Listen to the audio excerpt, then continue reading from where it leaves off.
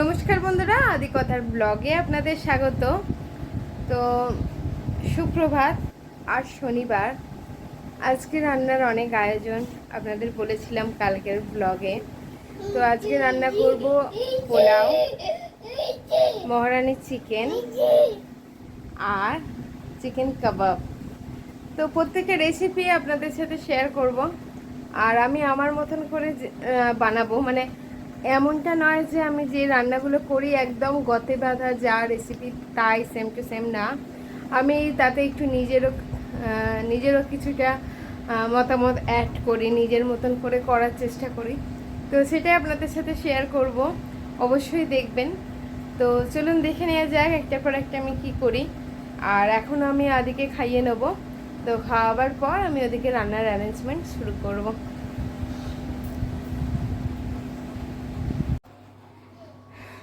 তো এখানে দেখো আমি দেরাদুন রাইসটা খানিকক্ষণ ভিজিয়ে রেখেছি, এটা ভেজানো থাকবে এখন 1 ঘন্টা মতন। আর এইখানে আমি তন্দুরি চিকেনের যে চিকেনটা, ওটা আমি কালকে ধুয়ে ফ্রিজে রেখে দিয়েছিলাম, এখন একটু নর্মালে আসতে দিয়েছি, একটু জল দিয়ে ভিজিয়ে রেখেছি। তো বরফটা ছেড়ে গেলে আমি তখন এটাতে ম্যারিনেশন করে ফ্রিজে রেখে দেবো। আর এদিকে দেখো আমাদের চা হয়ে গেছে, একটু চা খেয়ে নিই, তারপর রান্নার কাজে লেগে পড়ব। আর আদির বাবা কিন্তু বাড়িতে থাকলে পছন্দ করে চায়ের মধ্যে রুটি আর মেরি বিস্কুট ভিজিয়ে খেতে। তো ওটা ওর ফেভারিট খাবার। তো চলুন আমরা খেয়ে নিই। আর আমি প্লেন এখন চা বিস্কুটই খাবো, পরে একটু টক দই দিয়ে কর্নফ্লেক্স দিয়ে মেখে খাবো। এইটা আবার আমার খুব খেতে ভালো লাগে, টক দই কর্নফ্লেক্স আর একটু বিট লবণ নিয়ে নিই। তো চলুন এখন খাওয়া দাওয়া করে আবার পরবর্তী রান্নাটা বসাবো। ততক্ষণে চালটা একটু একটু জলে ভিজে যাবে, তারপরে আমি আর ততক্ষণে চিকেনের বরফটাও ছেড়ে যাবে, তারপরে আমি স্টেপ বাই স্টেপ করতে থাকবো আর তোমাদেরকে দেখাতে থাকবো।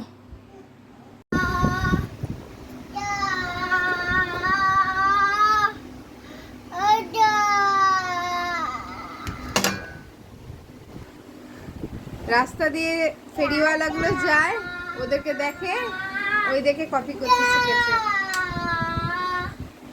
কি আছে তোমার কাছে?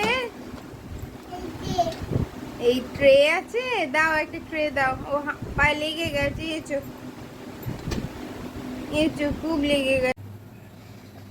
তো এখানে দেখতেই পাচ্ছ আমি দুদিকে বেশ বড় বড় সাইজের দুটো গামলা জল বসিয়ে দিয়েছি। আর যেহেতু আজকে অনেকটা হবে, 1.5 কিলো চালের পোলাও হবে, তো আমি কিছু সহজ পদ্ধতিতে করব। তো ফার্স্টে আমি এই জলের মধ্যে দিয়ে দিচ্ছি তেজপাতাগুলো। দুটোতেই আমি বেশ 4-5টা করে তেজপাতা দিয়ে দেবো।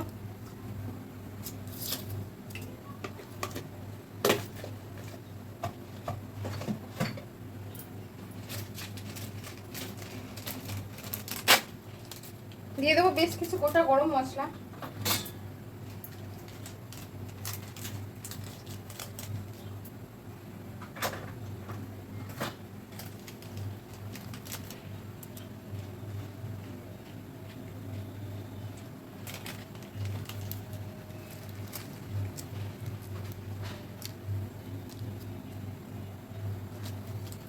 আচ্ছা,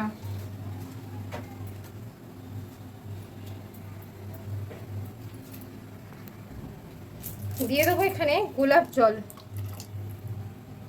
খুব বেশি দেবো না, যাতে সেন্ট হয়ে যায় বেশি, সেদিকে নজর রাখতে হবে। খুব বেশি সেন্টেড হয়ে গেলে সেটা কিন্তু খেতে ভালো লাগে না। দেবো অল্প একটু মিঠা আতর। তো এখানে আমি 1 ফোঁটা করে মিঠা আতর দেবো।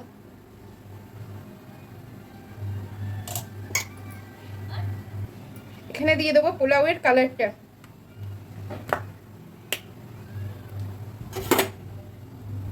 একদম 1 চিমটে কালার দেবো, যাতে বেশি কালার না হয়ে যায়।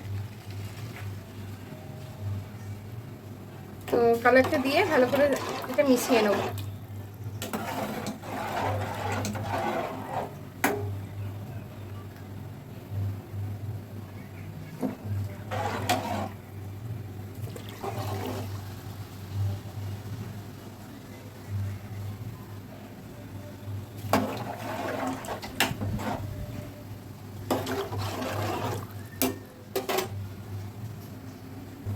এর মধ্যে দিয়ে দেবো বেশ খানিকটা ঘি,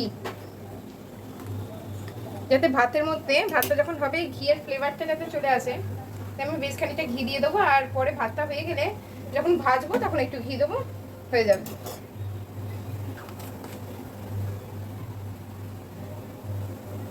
খুব বেশি ঘি ব্যবহার করলে কিন্তু পোলাওটা চিপচিপে হয়ে যাবে, ঝরঝরে ভাবটা আসবে না, তাই যেটুকু না দিলে নয় সেটুকুই আমি দিয়েছি। আর এবার আমি দেবো নুন 1 চামচ, আর এতেও 1 চামচ করে আমি নুন অ্যাড করে দিয়েছি।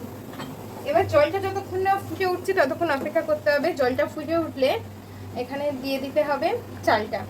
তো চালটা মোটামুটি 80% থেকে 90%-এর দিকে যেতেই নামিয়ে ফেলবো, দিয়ে ওটা হাওয়াতে রেখে দেবো ঝরঝরে হওয়ার জন্য, তারপর ওটাকে ভাজবো। আর ততক্ষণে আমি এখানে মহারানী চিকেনের যে জিনিসগুলো লাগবে সেগুলো রেডি করতে থাকি। তো দেখতে পাচ্ছ এখানে আমি রয়েছে আমন্ডস বাদাম, মহারানী চিকেনে আমন্ডস বাদাম দিতে হবে, তো আমি আমন্ডস বাদামটা ভিজিয়ে দিলাম। আর রয়েছে কাজু বাদাম, এটা মহারানী চিকেনে আমি দেবো এই কাজু বাদামটা, ওটা একটু জল দিয়ে ভিজিয়ে দিলাম। আর পোলাওয়ের জন্য কিন্তু এই কাজু বাদামটা আমি রাখলাম। আর এর সাথে আমি কিশমিশটা অ্যাড করে দেবো। তো পোলাওয়ের আগে আমি কাজু বাদামটা, পোলাওয়ের চালটা ভাজার আগে কাজু বাদাম আর কিশমিশটা একটু ঘিতে ভেজে তারপর আমি দেবো।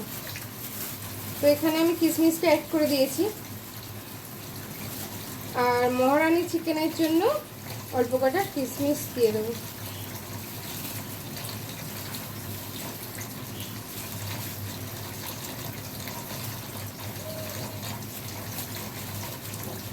এই কিশমিশটা আমি মহারানী চিকেনের জন্য দিয়ে দিলাম। আর এদিকে দেখো চালটা ফুটে এসছে, তো আমি এখানে এই চালটা বলছি, সরি, জলটা ফুটে এসছে। আর আমি এখানে এই চালটা দিয়ে দেবো, আঁচটা একটু কমিয়ে আমি চালটা দিয়ে দেবো।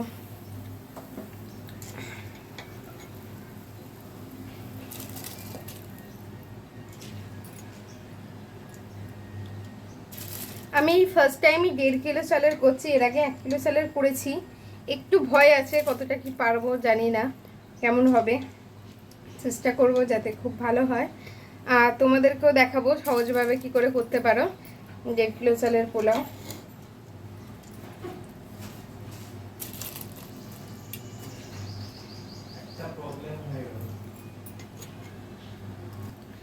তো এখানে আমি হাফ চাল দিয়ে দিলাম, আর বাকি অর্ধেকটা চাল আমি পাশেরটাতে দিয়ে দেবো।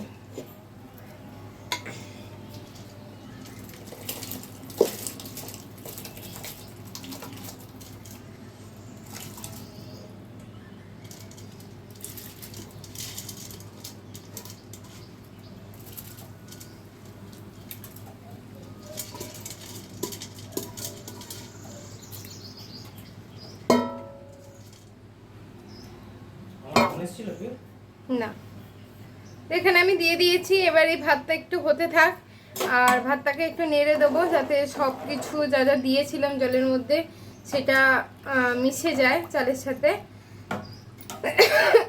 সরি, তো এটা আমি দিয়ে দিলাম, এটা হতে থাক, ভাতটা হয়ে গেলে আবার আমি দেখাবো। তো ভাতটা কিন্তু একদম রেডি হয়ে গেছে, এটাকে আমি জল ঝরিয়ে ফ্যানের তলায় কিছুক্ষণ রেখে দেবো, আর ততক্ষণে আমি আদিকে খাইয়ে দেবো।